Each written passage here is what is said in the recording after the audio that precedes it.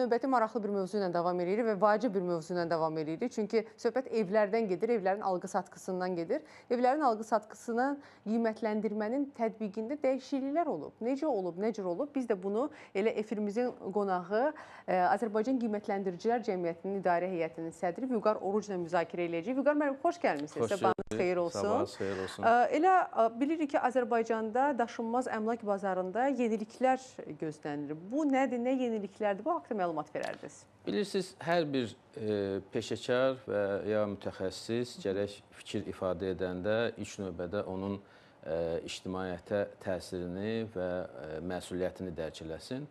Bir çox hallarda təəssüflər olsun ki, son dövrlər süni intellektlə informasiyalar əldə olunur və o informasiyalar peşəkar süzgəcdən keçmir. Qeyd etdiyiniz məsələ, yəni qiymətləndirmədə hər hansı bir dəyişiklik və ya daha detallı desək, icbari qiymətləndirmənin tətbiqi, bu Azərbaycan Qiymətləndiricilər Təşkilatı tərəfindən, cəmiyyət tərəfindən 2 il əvvəl təqribən gündəmə gətirilən bir məsələdir. ChatGPT gec qalır demək istəyirsiniz? Yox, sadəcə bu informasiya yeni süni intellektin süzgəcindən keçirilərək yeni formada ictimaiyyətə təqdim olunur. Əslində, bu yeni məsələ deyil. Biz bununla istəmişik ki, alqı-satqı faktlarında real nəticələr ilk növbədə ortaya çıxsın və əgər hər hansı bir gələcəkdə daşınmaz əmlakının alqı-satqısından vergilər tətbiq olunarsa, həmin vergilərin məhz şəffaf məlumatlar üzərində hesablanmasını təklif eləmişdik. Bunun üçün də mütləq əgər alqı-satqı faktından sonra notariusda qeydiyyat alınanda qiymətləndirici mütləq həmin əmlakı qiymətləndirməlidir. Yəni, icbari qiymətləndirmə məhz bunu özündə ehtiva edir. Təəssüflər olsun ki, bir çox, belə deyək, ictimaiyyət nümayəndələri bunu başqa cür qələmə verirlər.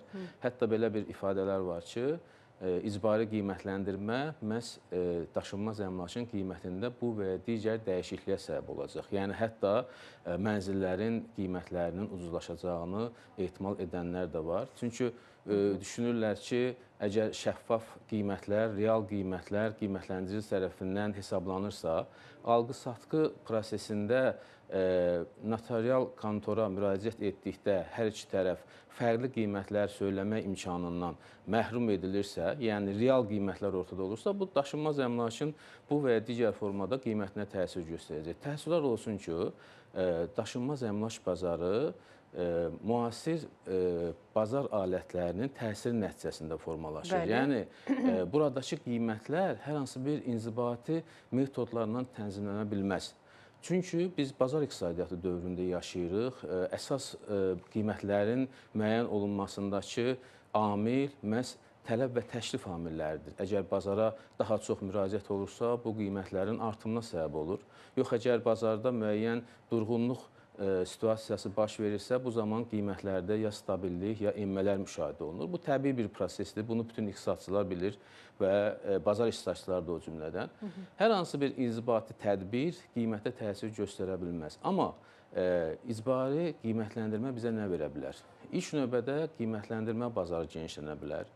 İkincisi, alqı-satqı üçün müraciət etmiş tərəflər artıq real qiymətləri ortaya qoya bilər. Yəni, tutaq ki, hər hansı bir vergi ödənişindən yayınmaq üçün gələcək perspektivdə aşağı qiymətləri təqdim edə bilməzlər və yaxud da ki, hər hansı bir yuxarı qiymətlər ifadə oluna bilməz ki, dövlət qurumları, belə deyək, informasiyanın, belə deyək, həqiqiliyinə əl çatanlığı təmin eləsin. Yəni, söhbət ondan gedir ki, bu prosesin özü arzu olunandır. Amma bu proseslə bağlı ictimaiyyətdə hal-hazırda yaranmış təsəvvürlər və məlumatlar özləri yanlışdır. Yəni, qiymətə təsir göstərən amillər icbari qiymətləndirmə ilə heç cür əlaqəli deyil. Ümumiyyətlə, Vüqar müəllim, gəlin təsəvvür edeyim. Mən sizdən, siz ev deyək ki, elanı qoymusunuz. Qoyduğunuz elanın qiyməti 350 min manatdır, məsələn. Mən bu evi almaq istəyirəm. O zaman mən istəsəm əgər,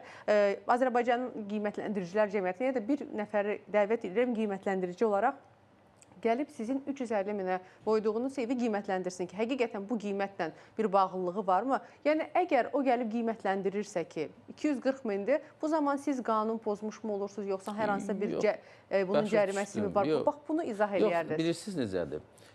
Yəni bu qiyməti olsa da yenə də insanlar baha satırlar bunu evi. Əlbəttə ki, qanunvericilik onu tövsiyə edir ki, mütləqdir ki, əgər bazara kimsə öz əmlakını çıxardırsa, onun istənilən qiymətdə həmin əmlakın qiymətini ifadə etmə hüququ var. Bəli. Yəni, əgər hətta onun bazar dəyəri 240 mindirsə, həmin şəxs onu 350 minə də bazara çıxarda bilər. Onun son nəticəsini qiymətləndirici müəyyən eləmir və yaxud da ki, hər hansı bir dövlət qurumu müəyyən eləmir.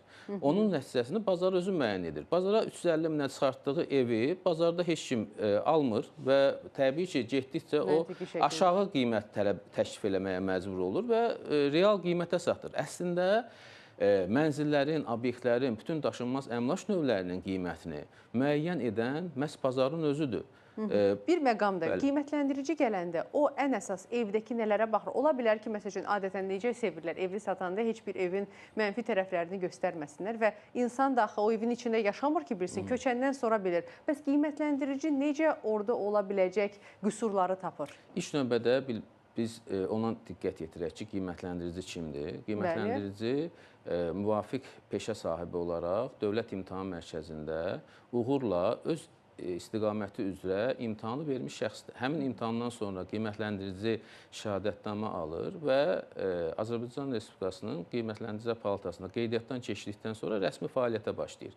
Və qiymətləndirici artıq bu peşəyə yiyələndən sonra təbii ki, hər hansı bir obyekti, mənzili qiymətləndirmək üçün nələrə baxdığını peşəkar surətdə bilməlidir. İlk növbədə onun yerləşməsidir, bu bir, mərtəbəsidir, üçüncüdə və yaxud ortada yerləşməsidir, eyni zamanda təmir səviyyəsidir və mənzilin yerləşdiyi binanın ətraf infrastrukturudur. Ancaq bu məqamlara baxır. Binanın, mənzilin ən çox rastlanan problemlərindən biri onun sanitar qovşaqları ola bilər, kanalizasiya sistemi ola bilər. Ondan başa çıxırmı, baxırmı bunlara? Əlbəttə ki, bütün bu məsələlər diqqətli olmalıdır və qaz sistemidir, məsəl üçün, işıq sistemidir, qonşuların binasının yerləşməsi, sonra məsəl üçün, bir müğənni var idi, Rilay Hüseynzadə, o köçüb, bununla bağlı böyük bir video paylaşmışdı ki, yaşadıkları yeni tikilidə transformatorun səsindən yaşaya bilmirlər. Bax, belə amilləri necə? Ona görə də ölkəmizdə bir sıra bu istiqamətdə, istər realtor fəaliyyəti, istər qiymətləndirmə fəaliyyəti, bu istiqamətdə müəyyən islahatlara ehtiyac var. Mən onu qeyd edim. Nəyə görə?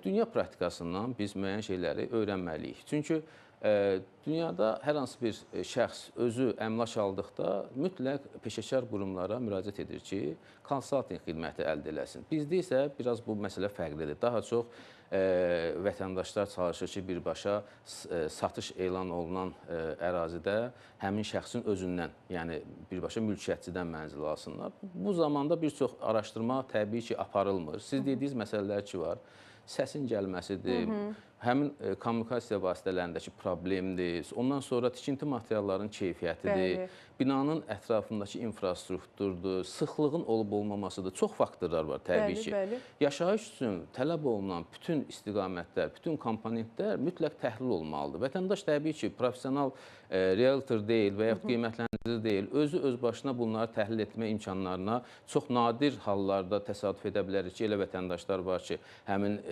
belə deyək, peşəkar xüsusiyyətlərə sahib olsun. Mütləq müəyyən bir təşkilata, müəyyən bir şirkətə müraciət eləməlidir və xidmət almalıdır ki, mən tutaq ki, filan ərazidə mənzil almaq istəyirəm. Həmin mənzilin mənim zövqümə görə uyğunlaşması bu kriteriyalardan ibarətdir. Mənə hansı binanı məsləhət görürsünüz? Binanı seçəndə təbii ki, həmin binanı inşa edən şirkətin əvvəlki fəaliyyəti mütləq analiz olunmalıdır, təhlil edilməlidir.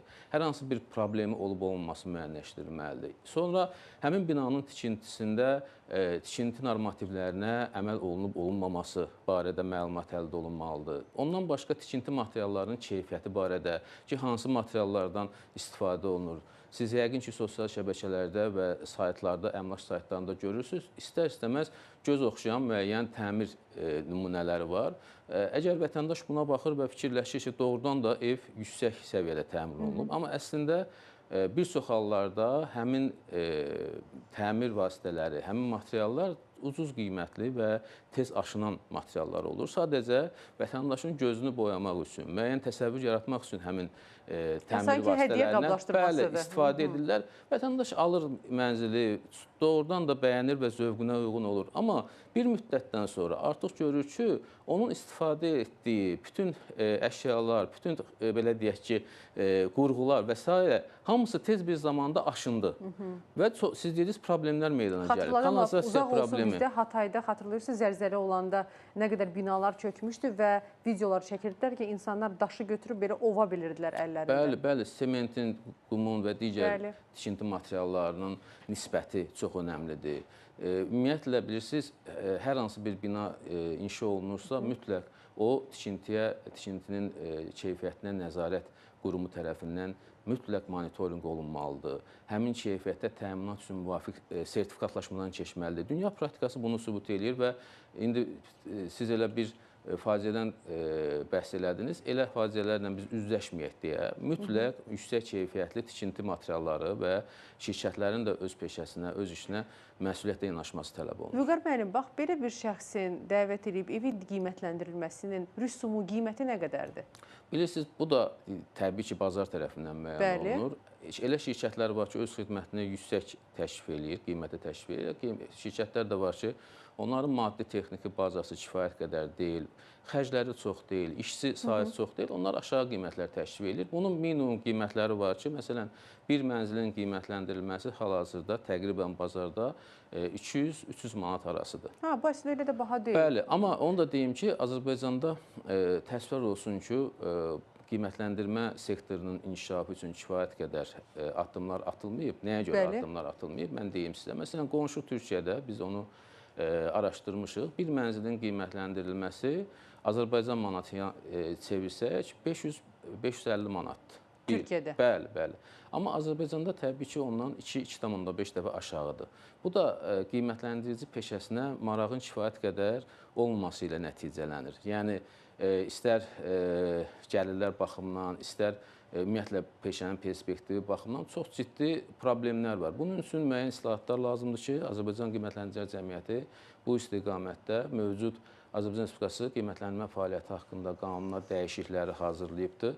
Eyni zamanda bir sıra təkliflərimiz var ki, daha peşəkar səviyyədə qiymətləndiricinin fəaliyyətini təmin etmək üçün həmin təkliflər müvafiq dövlət qurumlarına veriləcək. Ən əsası odur ki, qiymətləndirici peşəsi, mən çox bundan şadam ki, bir müddət əvvəl o qədər də tanınan, o qədər də bilinən bir peşə deyildi. Açığı, adətən bu peşəyə bank fəaliyyətinin, bank xidmətinin əlavəsi kimi yanaşırdılar. Yəni, hər hansı bir şəxs banka müraciət eləyirsə, istər ipoteka krediti olsun, istər biznes krediti olsun, bunun üçün müraciətdən sonra ona tövsiyə olunurdu ki, məhz qiymətləndirici şirkətə müraciət eləsin.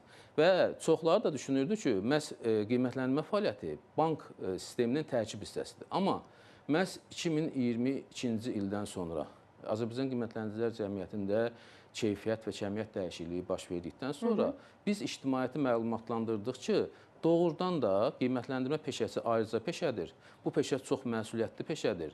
İstər kreditlərin verilməsi, istər problemli kreditlərin meydana gəlməməsi, bank risklərinin qorunması, ümumiyyətlə təkcə bank riskləri deyil, eyni zamanda bayaqdan sizlə bərabər bəhs etdiyimiz problemlər. Bunların hər birində qiymətləndirici müdaxiləsi və qiymətləndiricinin peşəkarlıq səviyyəsinin artırılması üçün zəruri tələblər var. Biz bunu ifadə elə bildik, artıq ictimaiyyət çox şadam ki, qiymətləndirici peşəsini ayrıca bir peşə kimi tanıyır və qiymətləndiricinin hansı istiqamətdə fəaliyyət göstərəcəyi barədə kifayət qədər məlumat var. Bizim indi öhdəmizdə duran bu istiqamətdə mövcud narazılıqların aradan qaldırılması üçün peşəkar səviyyənin yüksəldilməsi və peşəkarlıq təminatının təşkil edilməsidir ki, bu istiqamətdə də bizim fəaliyyətimiz davam edəcək. Mən inanıram ki, düzdür, ictimaiyyət çox zaman daha çox onları maraqlandıran məsələlərlə bağlı məhz arzu olunan informasiyaları eşitmək istəyir. Məsələn, mən bu gün burada sizinlə bərabər desəm ki, mənzillərin qiyməti ucuzlaşacaq, qiymətlərdə enmələr baş verəcək. Bu təbii ki, ictimaiyyətin marağında olan bir məsələdir və Amma yalandırsa o heç kimə lazım deyil. amma peşəkarlıq və peşə Bizə həqiqət məsuliyyəti lazım Vüqar müəllim. Gözəl sözlər yox. Bəli, bəli. Elə mən də məsələni ona gətirirəm ki, çox Siz deyirsiniz ki, televiziya başqa şey eşitmək istəyir. Yox, Biz televiziya həqiqəti yox, eşitmək istəyirik. ictimaiyyət deyirəm. Mən televiziya Onunla bizi də nəzərdə tuta bilərsiniz, yox? İctimaiyyət daha çox başqa şeylər deyəndə ona sərf edən, yəni onun doğrudan da ailə büdcəsinə təsir göstərən, onun gələcək planlarının reallaşması üçün müəyyən şəraitin yaranmasını təmin edən, məsələn, mənzillər ucuzlaşacaqsa, kifayət qədər ailələr mənzil sahibi ola bilər. Bunu eşitmək istəyir. Mənim fikrimi dəqiqləşdirim, siz də başa düşəsiniz. Amma təəssüflər olsun ki, bu gün biz bunu deyə bilmirik. Çünki bazar tamamilə başqa şərtləri diktə edir.